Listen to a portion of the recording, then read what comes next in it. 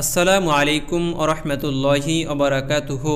সুপ্রিয় দর্শক মণ্ডলী, আমি আশা করি আল্লাহ পাক রব্বুল আলমিনের অশেষ মেহেরবানি ও দয়ায় আপনারা সকলেই ভালো আছেন। প্রিয় দর্শক, রমজানের প্রথম দিনগুলোর জন্য কিভাবে আমল করবেন সে বিষয়ে বিস্তারিত আলোচনা করব ইনশাআল্লাহ। প্রিয় দর্শক, ভিডিওটি অত্যন্ত গুরুত্বপূর্ণ, তাই আমি আপনাদেরকে অনুরোধ করতেছি সম্পূর্ণ ভিডিওটি মনোযোগ সহকারে দেখতে থাকুন। ভিডিওটি শুরু করার আগে আল্লাহ পাক রব্বুল আলমিনের দরবারে একটু প্রার্থনা করি। হে আল্লাহ, আমাদেরকে 5 ওয়াক্ত নামাজ এবং রমজানে রোজা রাখার তৌফিক দান করো। সকলেই কমেন্ট বক্সে লিখুন আমিন। তো চলুন শুরু করি। রমজান একটি অতি গুরুত্বপূর্ণ মাস, যেখানে আল্লাহ তার বান্দাদের প্রতি রহমত ও ক্ষমা বর্ষণ করেন। এ মাসে আত্মাশুদ্ধি এবং দয়ার আবহে মানুষ নিজেদের গুনাহ থেকে মুক্তি লাভ করে। রমজান প্রথম দশকে আল্লাহর রহমত, দ্বিতীয়ত দশকে ক্ষমা এবং তৃতীয় দশকে নরক থেকে মুক্তির দশক বলা হয়ে থাকে। বিশেষত প্রথম দিন থেকে ইবাদতের প্রতি মনোযোগী হওয়া অত্যন্ত গুরুত্বপূর্ণ। প্রথম রমজান মানে শুধুমাত্র রোজা রাখা নয়, বরং পুরো মাসের জন্য একটি শক্তিশালী আত্মশুদ্ধি এবং ইবাদতের ভিত্তি তৈরি করা। এখানে রমজানের প্রথম দিনের বিশেষ আমলগুলো সম্পর্কে বিস্তারিত আলোচনা করব ইনশাআল্লাহ, যা আমাদের রমজানকে সঠিকভাবে পূর্ণ বরকত সহকারে কাটানোর জন্য সহায়ক হতে পারে। খাঁটি নিয়ত করা। প্রিয় দর্শক, প্রথমত হলো রমজানের সবচেয়ে গুরুত্বপূর্ণ আমল হচ্ছে খাঁটি নিয়ত করা। বিশেষত রোজা খাঁটি যদি নিয়ত না থাকে তবে তা পূর্ণ সওয়াব পাবে না। রোজার উদ্দেশ্য শুধুমাত্র একটু খাবার খাওয়া থেকে বিরত থাকা নয়, বরং আল্লাহর সন্তুষ্টি অর্জনের জন্য সারাদিন রোজা রাখা, মনের মাধুরী দিয়ে ইবাদত করা এবং আল্লাহর কাছে তওবা করা। রাসূল আকরাম সাল্লাল্লাহু আলাইহি ওয়াসাল্লাম বলেছেন, নিশ্চয়ই সমস্ত কাজের ফল নির্ভর করে নিয়তের উপরে। বুখারী শরীফের হাদিসে বর্ণনা আছে, ইন্নামাল আমালু বিন্নিয়ত। এর অর্থ হলো নিশ্চয়ই সমস্ত কাজের ফল নির্ভর করে নিয়তের উপর। তাই অত্যন্ত গুরুত্ব দিয়ে নিয়ত করুন। আপনার নিয়তি পারে আপনাকে পরিবর্তন করতে, আপনার নিয়তি পারে আল্লাহ পাক রব্বুল আলামিনকে খুশি করতে। এটি আমাদের শেখায় যে কোনো কাজই নিষ্ঠা ছাড়া পূর্ণ ফল অর্জন করতে পারে না। আমাদের প্রতিদানের নিয়ত হবে যে এই রোজা আমরা আল্লাহর সন্তুষ্টির জন্য রাখব এবং এর মাধ্যমে আমাদের সমস্ত গুনাহ মাফ হয়ে যাবে ইনশাআল্লাহ। নিয়ত করার নিয়ম হলো, রোজা রাখার জন্য মুখে উচ্চারণ করা জরুরি নয়, তবে আমাদের অন্তরে মনে রাখতে হবে যে আমরা রোজা রাখছি আল্লাহর জন্য। আরও একটি দোয়া পড়া যায়, আর সেই দোয়াটি হলো ওয়াবিসৌমি গদিন নাওয়াইতু মিন শাহরি রমাদান। এই দোয়াটির মাধ্যমে নিয়ত করা হয়। বাংলায় হলো, আমি আগামীকালে রোজার নিয়ত করলাম রমজান মাসের জন্য। এটি নিয়ত করার সময় একাগ্র মনোযোগ থাকতে হবে এবং আশা রাখতে হবে যে আল্লাহ আমাদের ইবাদত কবুল করবেন। আর দ্বিতীয়ত হলো কোরআন তিলাওয়াত করা এবং গভীর মনোযোগী হওয়া। রমজান হলো কোরআন নাজিলের মাস। এই মাসের প্রতিটি মুহূর্তে কোরআন পাঠ করা, তার অর্থ বোঝা এবং তা অনুসরণ করা অত্যন্ত গুরুত্বপূর্ণ। কোরআন তিলাওয়াতের মাধ্যমে আল্লাহর কাছে আরো কাছাকাছি পৌঁছানো যায় এবং হৃদয়ে এক ধরনের প্রশান্তি অনুভব হয়। আল্লাহ পাক রব্বুল আলামিন বলেন, রমজান মাস যাতে নাজিল করা হয়েছে কুরআন, যা মানুষের জন্য হিদায়েত। কোরআনের প্রতিটি আয়াত আমাদের জীবনের জন্য একটি দিশা। এটি শুধুমাত্র পাঠ করার জন্য নয়, বরং হৃদয়ের ধারণ করার জন্য এবং সঠিকভাবে তা অনুসরণ করার জন্য এটা অনেক গুরুত্বপূর্ণ। রমজান মাসে কোরআনের প্রতি গভীর মনোযোগী হওয়া এবং প্রতিদিন কিছু সময় কোরআন পড়ার অভ্যাস গড়ে তোলা উচিত। কিভাবে কোরআন তিলাওয়াত করবেন? এক পারা বা এক হিজাব প্রতিদিন পড়ার পরিকল্পনা করুন। প্রতিদিন কিছু সময় আল্লাহর কিতাব অনুধাবন এবং তাফসীর নিয়ে পড়ুন এবং আপনার জীবন তা প্রয়োগ করার চেষ্টা করুন। রমজান মাসে একবার কোরআন খতম করার জন্য আপনি চেষ্টা করুন, যদি সম্ভব হয়। যেহেতু কোরআন আল্লাহর কথাই, তাই এর প্রতি শ্রদ্ধা ও মনোযোগী হওয়া আমাদের ঈমানকে শক্তিশালী করে। আর তৃতীয়ত হলো রহমত লাভের জন্য আল্লাহর কাছে বেশি বেশি দোয়া করা।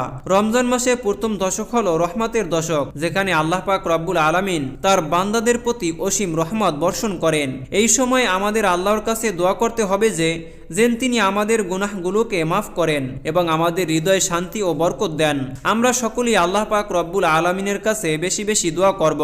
আল্লাহ পাক রব্বুল আলামিন যেন আমাদের প্রতি তার রহমত এবং শান্তি বর্ষণ করেন। রাসূল আকরাম সাল্লাল্লাহু আলাইহি ওয়াসাল্লাম বলেছেন, রমজান মাসে আল্লাহ তাআলা তার বান্দাদের প্রতি রহমত বর্ষণ করেন। যারা এই রহমত থেকে বঞ্চিত তারা ক্ষতিগ্রস্ত। রহমতের দোয়া হলো, আল্লাহুম্মা রহমনি ইয়া আরহামার রাহিমিন। হে সর্বশ্রেষ্ঠ দয়ালু, আমাকে দয়া করুন, আমার গুনাহগুলো মাফ করুন। আপনি বেশি বেশি যেই দোয়াগুলো পাঠ করতে পারেন, আল্লাহুম্মা ইন্নী আসআলুকা লাফিয়া। রাসূল আকরাম সাল্লাল্লাহু আলাইহি ওয়াসাল্লাম সাহাবায়ে কেরামদেরকে শিখিয়ে দিয়েছেন, হে আমার সাহাবারা, তোমরা এই দোয়াগুলো রমজান মাসে বেশি বেশি পাঠ করো। যদি তোমরা বেশি বেশি এই দোয়াগুলো পাঠ করতে পারো, তাহলে আল্লাহ পাক রব্বুল আলামিন তার রহমত এবং বরকত তোমাদের উপর নাজিল করবেন। তাই প্রিয় ভাই, আমি আপনাদেরকে অনুরোধ করে বলতে চাই, এই দোয়াগুলো বেশি বেশি পাঠ করুন। আল্লাহুম্মা ইন্নী আসআলুকা লাফিয়া, আল্লাহুম্মা আরহামার রাহিমিন ইয়া আরহামার রাহিমিন, আস্তাগফিরুল্লাহ ইন্নাল্লাহা গফুরুর রহিম। এই দোয়াগুলোর ফজিলত অত্যন্ত গুরুত্বপূর্ণ, যা আমি আপনাদেরকে বোঝাতে পারবো না, তবে পড়ার জন্য অনুরোধ করে বলতে পারি। তাই বলতেছি, আপনারা রমজানে বেশি বেশি এই দোয়াগুলো পাঠ করুন। রমজানের প্রথম দিন থেকেই এই দোয়া বেশি বেশি পড়ার অভ্যাস করুন।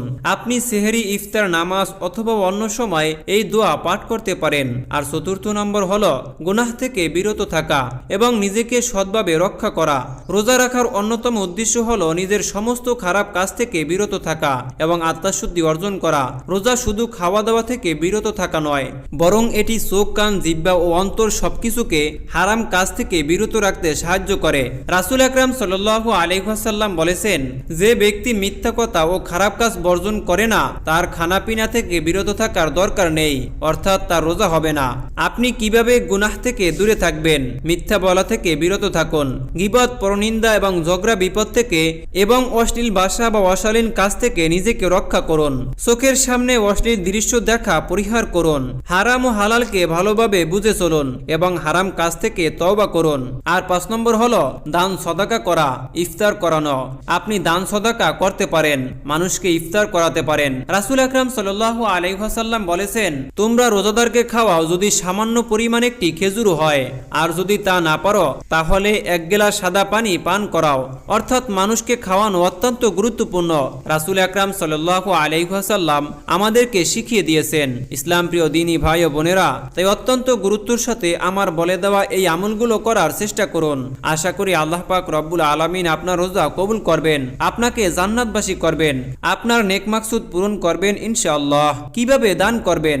দান করার মাধ্যম হলো গরিবদের ইফতার করান, মসজিদ মাদ্রাসায় দান করুন, কোনো ক্ষুধার্তকে একবেলা খাবার দিন, ছোট ছোট মজলিসে অংশগ্রহণ করুন, যারা সুবিধা বঞ্চিত তাদের জন্য সাহায্য করুন। এছাড়া ইফতারের সময় দোয়া পড়তে ভুলবেন না। আর দোয়াটি হলো, আল্লাহুম্মা সুমতু লাকা ওয়া তাওয়াক্কালতু আলা রিজকিকা ইফতারতু বিরহমাতিকা ইয়া আরহামার রাহিমিন। অনেকে অনেকভাবে পড়ে, আপনি যেমন ইচ্ছা তেমনি ভাবে পড়তে পারেন। প্রিয় দর্শক, এর অর্থ হলো, তোমার সন্তুষ্টির জন্য আমি রোজা রেখেছি, তোমার দেওয়া রিজিক দিয়ে ইফতার করছি। আর 6 নম্বর হলো তারাবি পড়া। আর 7 নম্বর হলো সেহরি ও ইফতারে সুন্নাত অনুসরণ করা। রমজানে সেহরি ও ইফতার করার ক্ষেত্রে সুন্নাতগুলির অনুসরণ করা জরুরি। ইফতারের সুন্নাত হলো দ্রুত ইফতার করুন, খেজুর দিয়ে ইফতার করুন, ইফতারের সময় দোয়া করুন। এগুলো রাসূল আকরাম সাল্লাল্লাহু আলাইহি ওয়াসাল্লাম করতেন। সেহরির সুন্নাত হলো সেহরি দেরিতে করুন, হালকা খাবার খান, যাতে সারাদিন রোজা রাখতে সুবিধা হয়। প্রিয় দর্শক, আর 8 নম্বর হলো ইস্তেগফার পাঠ করা। ইস্তেগফার পাঠ করলে আল্লাহ পাক রব্বুল আলামিন বান্দার গুনাহগুলোকে ক্ষমা করেন। ইস্তেগফারের দোয়া হলো, আস্তাগফিরুল্লাহ রাব্বি মিন কুল্লি যামবি ওয়া আতুবু ইলাইহি লা হাওলা ওয়ালা কুওয়াতা ইল্লা বিল্লাহিল আলিয়্যিল আযীম। আপনি যদি এইভাবে পড়তে না পারেন তাহলে এতটুকু পাঠ করবেন, আস্তাগফিরুল্লাহ আস্তাগফিরুল্লাহ। আর 9 নম্বর হলো দরুদ পাঠ করা। রমজানে নবী আকরাম সাল্লাল্লাহু আলাইহি ওয়াসাল্লামের প্রতি দরুদ পাঠ করা খুবই গুরুত্বপূর্ণ। এটি আমাদের ঈমানকে শক্তিশালী করে এবং আল্লাহর কাছে আমাদের অবস্থান উন্নত করে। দরুদ পাঠের দোয়া হলো, আল্লাহুম্মা সাল্লি আলা মুহাম্মাদি ওয়া আলা আলি মুহাম্মাদ কামা সাল্লাইতা আলা ইব্রাহিম ওয়া আলা আলি ইব্রাহিম ইন্নাকা হামিদুম মাজিদ। এইভাবে দরুদ শরীফ পাঠ করতে পারেন। আপনি যদি এত বড় দরুদ শরীফ পাঠ করতে না পারেন তাহলে ছোট দরুদ পাঠ করুন, সাল্লাল্লাহু আলাইহি ওয়াসাল্লাম সাল্লাল্লাহু আলাইহি ওয়াসাল্লাম। এই দরুদের মাধ্যমে আল্লাহ পাক রব্বুল আলামিন তার বান্দার প্রতি রহমত এবং বরকত নাজিল করে। 10 নম্বর হলো পরিবারকে ইবাদতে উৎসাহী করা, ছেলে সন্তানদেরকে উৎসাহী করা। রমজান মাসে পরিবারকে ইবাদত করার জন্য উৎসাহী করা উচিত। ছোট ছোট শিশুদের নামাজ, রোজা এবং কুরআন তিলাওয়াতের প্রতি আগ্রহী করুন। রাসূল আকরাম সাল্লাল্লাহু আলাইহি ওয়াসাল্লাম বলেছেন, তোমাদের ঘরগুলিতে নামাজ প্রতিষ্ঠা করো এবং তোমাদের সন্তানদেরকেও তা শিখাও। রমজান হলো আত্মশুদ্ধির মাস, যেখানে আমাদের সমস্ত গুনাহ মাফ হওয়ার সুযোগ রয়েছে। প্রথম রমজান থেকেই আমাদের চেষ্টা করা উচিত আল্লাহর প্রতি একাগ্র হয়ে ইবাদত করা এবং দোয়া করা, কুরআন তিলাওয়াত করা এবং দান সদাকা করা। এর মাধ্যমে আমাদের রমজান হয়ে উঠবে পরিপূর্ণ বরকতপূর্ণ এবং আমরা আল্লাহর রহমত ও ক্ষমা লাভ করতে সক্ষম হব। ইসলাম প্রিয় দিনী ভাই ও বোনেরা, এই ছিল আমাদের আজকের ভিডিওটি ভালো লাগলে অবশ্যই এই ভিডিওটিতে একটি লাইক করে দিবেন। দেখা হচ্ছে পরবর্তী ভিডিওতে। আল্লাহ হাফেজ।